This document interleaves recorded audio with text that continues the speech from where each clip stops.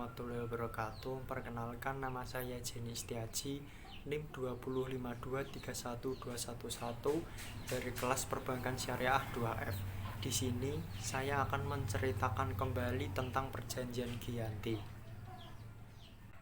Perjanjian Giyanti 1755. Perjanjian yang terjadi adalah suatu peristiwa besar. Perjanjian ini melahirkan sebuah kesepakatan segitiga politik antara Pakubuwana III, Pangeran Mangkubumi, dan VOC pada 13 Februari 1755. Nama Giyanti sendiri diambil dari tempat penandatanganan perjanjian tersebut, yaitu Desa Janti, yang saat ini dikenal dengan sebutan Dukuh Kerten, Jantiharjo, Karanganyar, Jawa Tengah. Pada masa perjanjian ini, yang dibuat dengan tujuan untuk meredam api konflik yang telah berlarut-larut pasca perpindahan Keraton Kartasura ke Surakarta. Api dari peristiwa geger pecinan ini belum mati dari sumbunya, dan pada saat itu Mangkubumi yang membantu Pakubuwana II meredakan api konflik mendapatkan sebuah hadiah berupa sebidang tanah dari Pakubuwana II. Namun tanah yang diberikan menimbulkan kecemburuan salah seorang pangeran.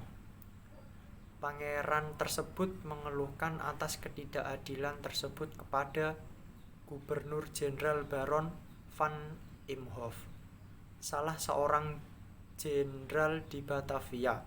Jenderal tersebut mengeluarkan keputusan yang membuat tidak jadi dimilikinya tanah tersebut oleh Mangkubumi.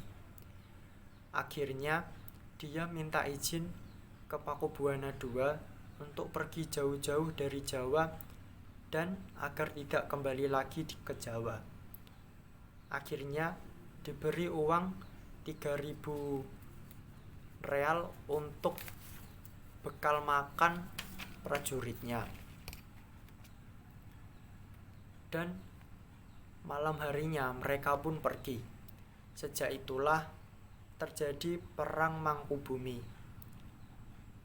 Perlawanan ini mendorong Gubernur VOC Utara Jawa yang bernama Nicholas Harding mengambil sikap untuk menyelamatkan daerah operasionalnya, dan Nicholas mengadakan perundingan tertutup bersama Pangeran Mangkubumi.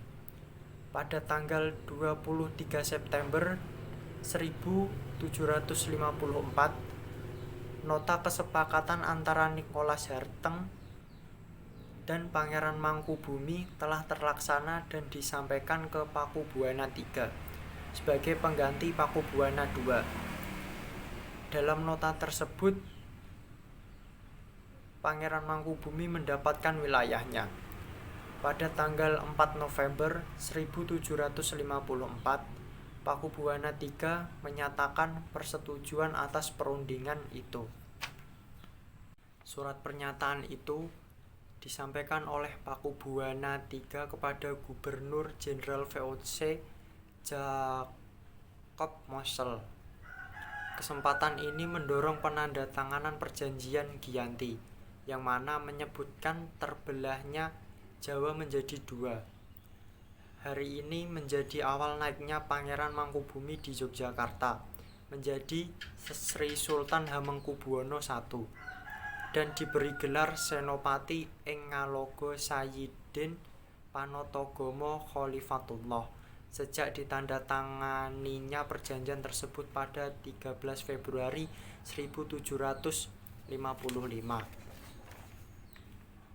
2 hari kemudian, atau tepat tanggal 15 Februari 1755, terjadi pertemuan untuk membahas pembagian aspek atribut-atribut keraton dengan penyerahan keris ke Sri Sultan Hamengkubuwana I. Perjanjian Giyanti yang tidak merinci pembagiannya menyebabkan rentetan-rentetan peristiwa yang disebabkan oleh konflik. Sementara itu, pasca perjanjian itu Pangeran Raden Mas Sahid atau Sambernyawa terus melakukan pemberontakan. Seperti halnya yang dilakukan oleh Pakubuwana untuk menuntut hak wilayahnya.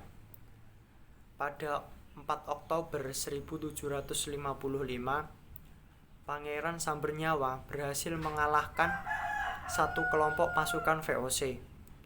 Serta pada Februari 1756, ia hampir membakar keraton yang baru dibangun di Yogyakarta.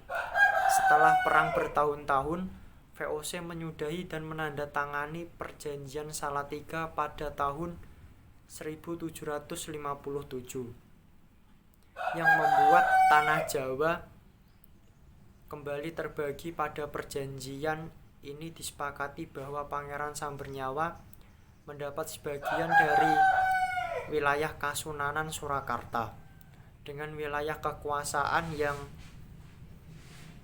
dikenal sebagai Kadipaten Mangkunegara.